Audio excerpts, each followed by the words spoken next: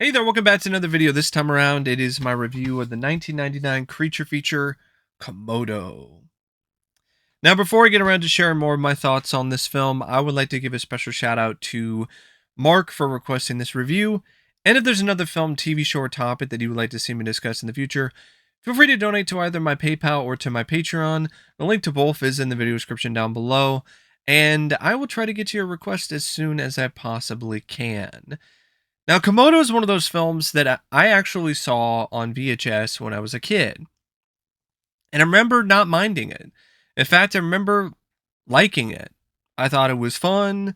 I thought it was fairly thrilling. I thought it had some great effects. And yeah, I thought it was definitely worth the rental. So I was looking forward to revisiting it after all these years. And I gotta be honest, it was a bit of a letdown. Now, I'm not going to say that it was terrible. I don't think this is a bad movie, but it definitely did not live up to what I initially thought based on my childhood recollections of the film. It's just pretty average. Like, I don't think that it's awful. I don't think it's a really bad creature feature. Like, I've seen way worse. Like, this is a lot better than any of the Sci-Fi Channel original movie creature features. Better than like Komodo versus Cobra or other Asylum creature feature movies or those direct-to-video Anaconda sequels. But that's not really saying a lot because that's a really low bar. So it's not like it takes a whole lot to get over a bar that is that low. But I'll give it credit for that, and I do think that it's better than its 20% in Rotten Tomatoes might suggest that it is, or some of its other really low ratings on other places.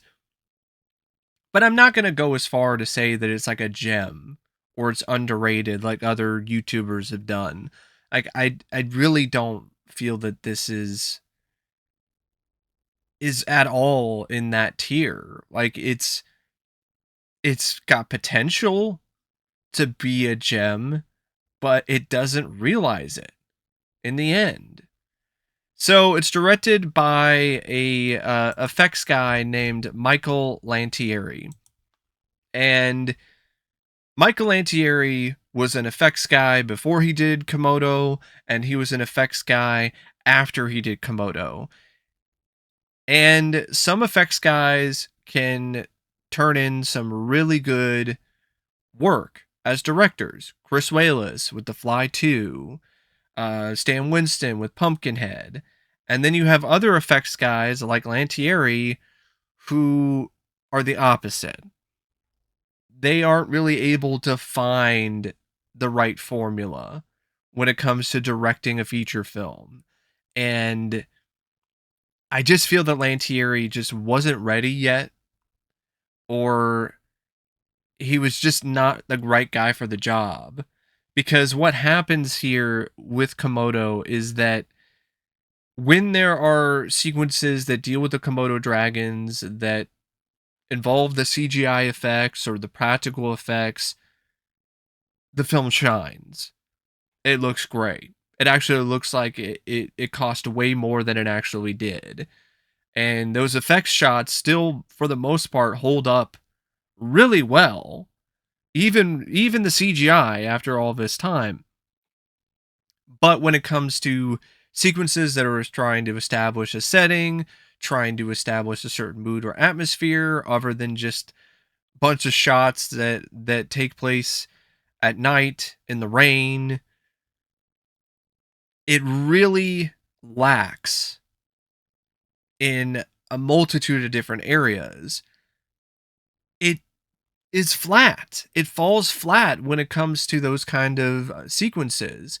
It falls flat when it comes to scenes that are supposed to convey a certain kind of strong emotion from uh, particular characters in a given scene. It falls flat when it comes to consistently building tension visually. Like it's a film that looks like it's a blockbuster when it comes to the effect sequences, but then looks like it's made for TV when it comes to everything else. So that's just a prime example of Lantieri and his limitations as a director. And I think he realized that because he never directed another feature film after this. I think he realized that this isn't my thing. This is not my strength. And he just focused on being a visual effects and special effects supervisor and went on to have a pretty substantial career even after Komodo doing just that. So it's not one of those things where I'm going to knock the guy too hard for giving it his best shot, but at the same time, his shot wasn't good enough.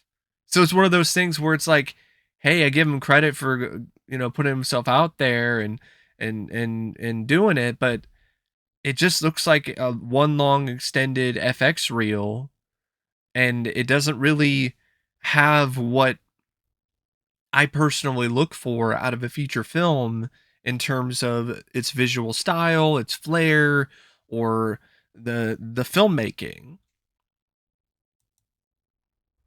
Now, the screenplay by Hans Bauer and Craig Mitchell, it's even more of a mixed bag for me. This script is the main reason why this film isn't a cult classic, other than the fact that it's PG-13 for some reason. This should have been in a hard R. I don't know why it was PG-13. That does not make any sense to me.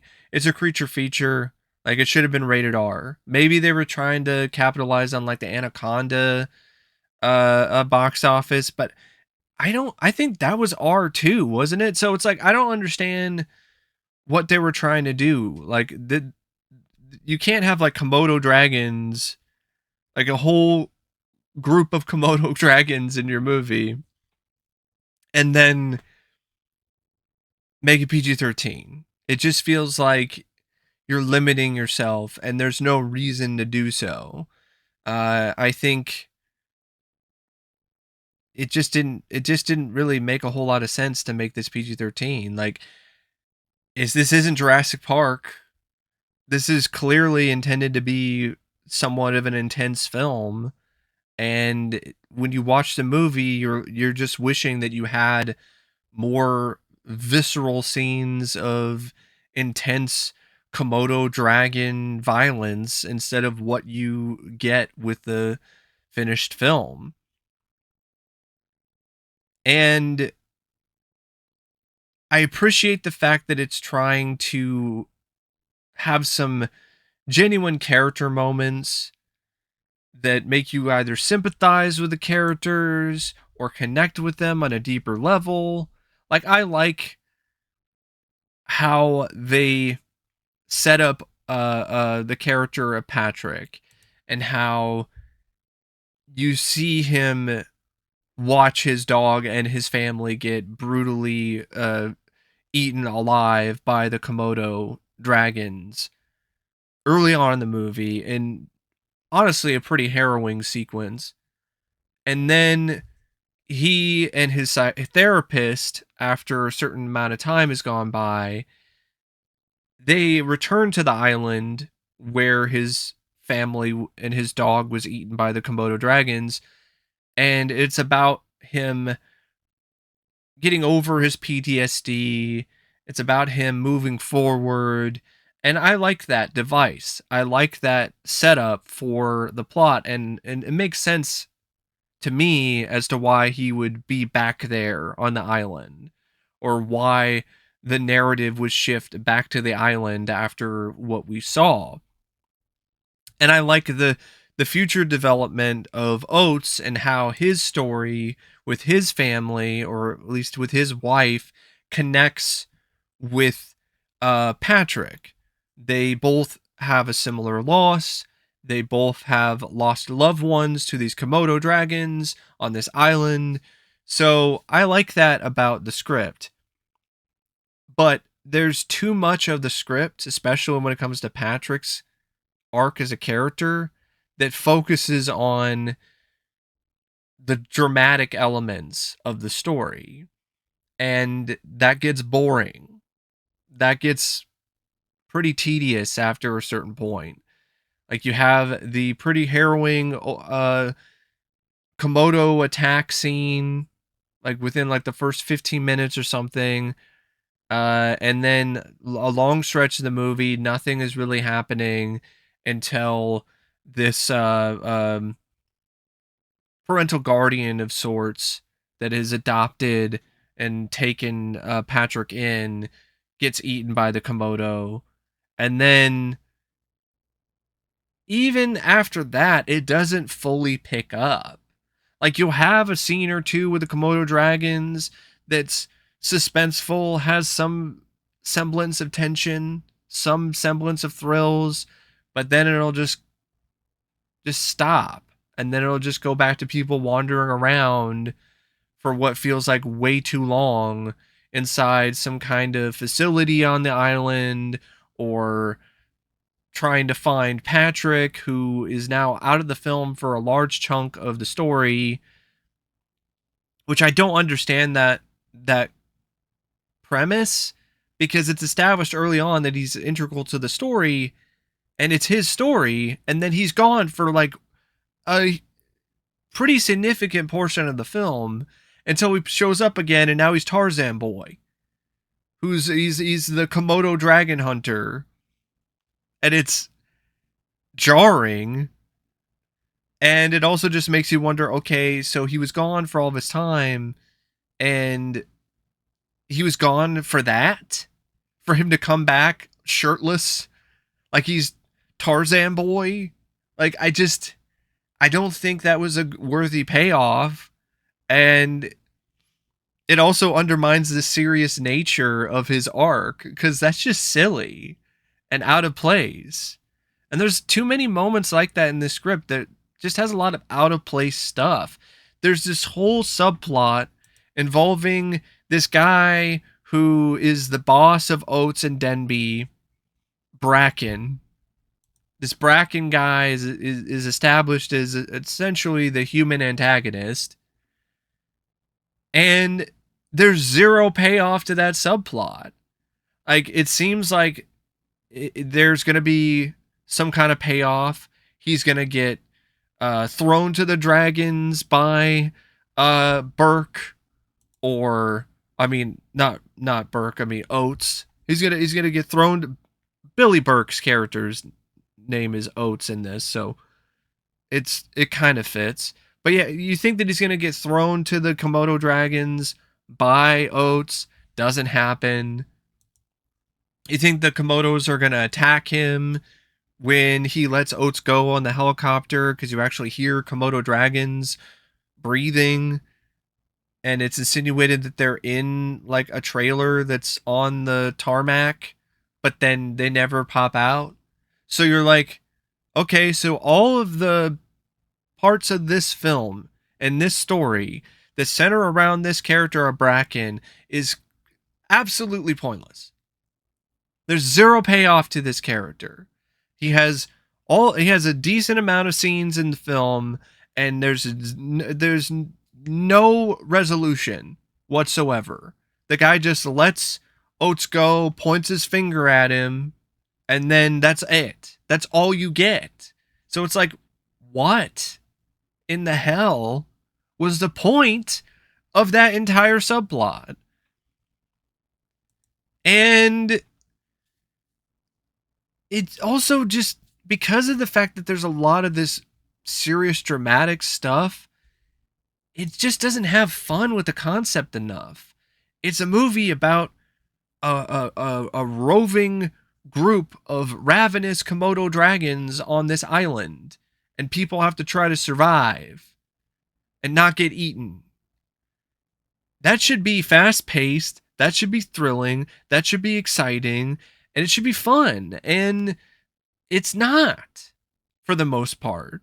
Like, it's cool to see the Komodo dragons, it's cool to see the practical effects, it's cool to see some surprisingly good CGI for 1999, but the more you see the Komodos, the more you see them just kind of not doing a whole lot.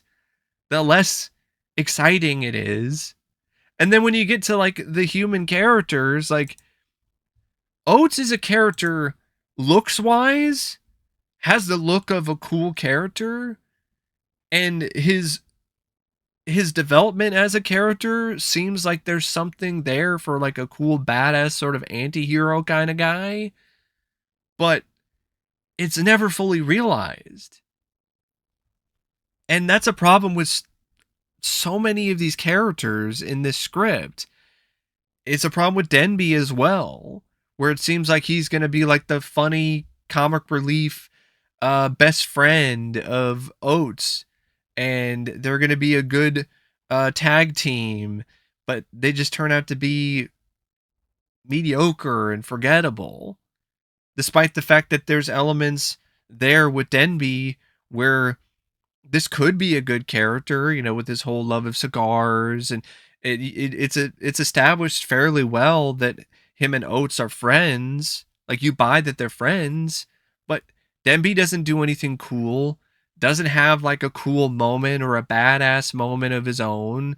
Oates has a couple moments like where he smokes the cigar and lights the fuel on fire in the Komodo, or when he shoots the flare at the Komodo at the end of the movie, but he doesn't have like that signature one-liner. He doesn't have those moments that make certain characters like Oates stand the test of time, let alone stick with you, like other creature features or other movies like Komodo. It's kind of fascinating that you have all of these elements to make for a memorable, potentially great character, but you just miss, and you just don't hit the right buttons, and it just doesn't quite click, and it's all there, but they just screw it up somehow.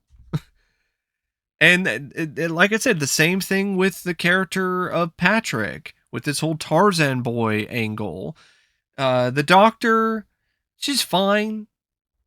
I would say like she was the one that probably had the most consistent arc as a character, but she was also kind of boring as well because it's not like she has a signature moment of her own either. It seems like there might be something, but then all it leads to is just her beating a Komodo with the rock.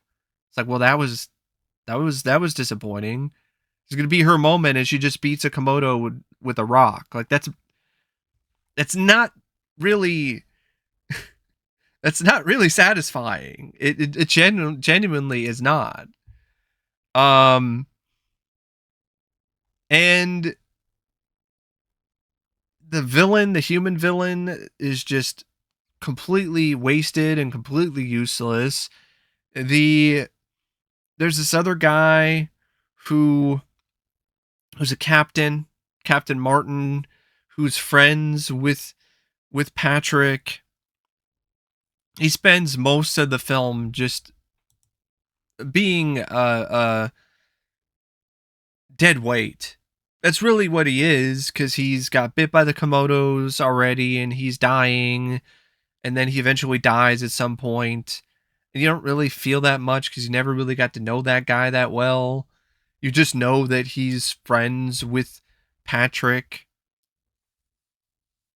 So, yeah, it's just one of those movies where you've got potentially a strong cast of characters here, but the script just drops the ball when it comes to making these characters fun or really that interesting, other than trying to provide some dramatic backstory for at least a couple of them. And yeah, it's not as creative or as inventive when it comes to like the kills either. A lot of it kind of just happens off screen because it's PG-13. Uh, there are some moments where it gets a little intense, especially for what they could get away with when it comes to the rating, like the death of Aunt Annie. I think that's who it is, when she got dragged into the floor by the Komodo. Um, and there's some genuinely suspenseful moments with the Komodo dragons. Like there's a chase scene at one point in the film that's pretty tense. There's a whole sequence where Jill Hennessey's character, Victoria, she's hiding from a Komodo that is on the ground in this facility, and she's hiding like on the on what she thinks is a dead Komodo that's hanging from the ceiling. And the Komodo that she's hanging from starts to wake up while there's this other Komodo that's on the ground. And I was like, that's a pretty tense situation. But even that didn't really pay off that well, because the Komodo that's waking up never really like wakes up fully and gets off the ceiling. And then now there's two Komodos that are trying to go after her, and then Oates has to show up and save her with a shotgun or anything. Like, you know, that never really happens. So there's just something that occurs where I believe it was Oates or somebody who caused something to crash and fall in the facility that then allowed Victoria to get away. And yeah, it's just that seems to be a very common theme when it comes to this script in this film. Like, it just doesn't fully pay off when it comes to its concepts and its ideas. Like, even the whole stuff with the Komodos and them having like this super bacteria when it comes to their bite. They could have maybe set it up where it was an environmental thing, where instead of them just being regular Komodo dragons, there's something extra with it. They got it exposed to some of these chemicals or whatever that the oil guys are using, and it made them super Komodos. Like, you could do something like that, but it doesn't do that. And yeah, there's just a lot of stuff where it's just, you got a cool idea, and even the way the Komodos get on an island is it's not the best either. Just some random guy who's delivering eggs and other like animal species or animal stuff, just doesn't like the smell of the Komodo eggs and just drops them off on the island. He's just like, oh, this stinks. Just throws it out. Like, that was a pretty weak way to get the Komodo dragons on this island. I have to be honest, but that's the least of the script's problems. Like, I could deal with that if the rest of it was just, thrilling and fun and and lived up to its premise. And but that's not what you get with this. And so, yeah, like I said, at best this script is just there. At worst, it's below average because of all these other things that I've detailed and discussed uh, at this point. Now, the cast, it's not what I would consider to be bad. Like, I don't think the acting is necessarily bad, but it is kind of a dull cast, and I think really in a lot of ways it's because of the script. There's only so much they can do. Like, Billy Burke has a cool look to him with the sunglasses and the 5 o'clock shadow and like a trench coat. Like, he looks cool, especially when he's holding a shotgun or he's smoking a cigar. But there's not a whole lot for Billy Burke to work with when it comes to this performance, because of the fact that the script just gives him so little. Uh, Jill Hennessey, it's more the same. Jill Hennessey's a good actress. She's trying as hard as she can to make this character into something somewhat good or somewhat memorable, but it just doesn't really pan out that way. Kevin Zegers, he's pretty good. It's a kid actor. Didn't buy him as Tarzan boy, but I don't think there is a single kid actor at this particular point in time that I would buy in that role anyway. Michael Edward Steven is Martin. Not really a whole lot to say because the character was just dead weight for 90% of his running time. Paul Gleeson is Denby. Was okay, I guess. It's like the guy who's supposed to be comic relief but isn't. Nina Landis. I'm not gonna say that it was a particularly great performance, but it was fine for what she was tasked to do. Simon Westaway is Bracken though. Man, he was awful. Like now that was a bad performance. But his character was also something that was an afterthought when it comes to the script. So how much of it is the script and how much of it is the actor? I think some of it's definitely the actor because he had this accent that was all over the map and he just didn't really have any screen presence whatsoever. I mean, it's kind of telling that they didn't even give him any final lines of dialogue. Like in the in the finale of the movie, he just points angrily at at Oates. He's like, "Ooh, damn you, you dirty Oates! Oh, I'll get you. I'll get you later, Oates. Not right now, Oates, but I'll get you."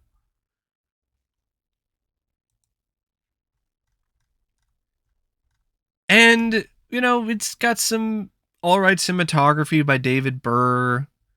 The music though by John Debney is really good. I mean, John Debney is a great composer. So it's not surprising that the score is actually pretty solid, despite the fact that so much of this movie is just kind of there for the majority of the runtime. Thankfully, it's not too long. I mean, it's only an hour and 20 something minutes. So it's not like it's something that's like 2 hours or way too lengthy when it comes to the runtime, but that doesn't mean that it's like a thrill ride by any means. Like it is for sure is not on the level of Anaconda or Jurassic Park. I mean, that's for damn sure when it comes to this movie. But I mean, there are worse ways to spend like an hour and 20 something minutes of your time. But there's also better ways. Like this deals with reptiles, with lizards, but it's got and it's like around the same runtime, but the direction is better. It's got better performances by the cast.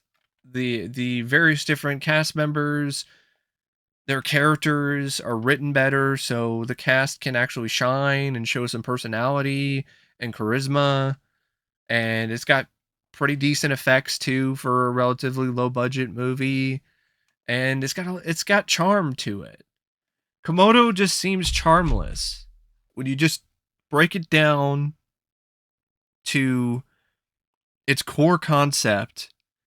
It's a creature feature about a group of Komodo dragons that's running rampant on an island, and it's survival of the fittest. But it just turns into something that's just pretty mediocre. Like it's not rant worthy, but it's definitely not something that I would consider to be worthy of significant praise either, unless you're talking about some parts of John Debney's score or the effects. I but those two things don't make for a great movie, let alone a great creature feature.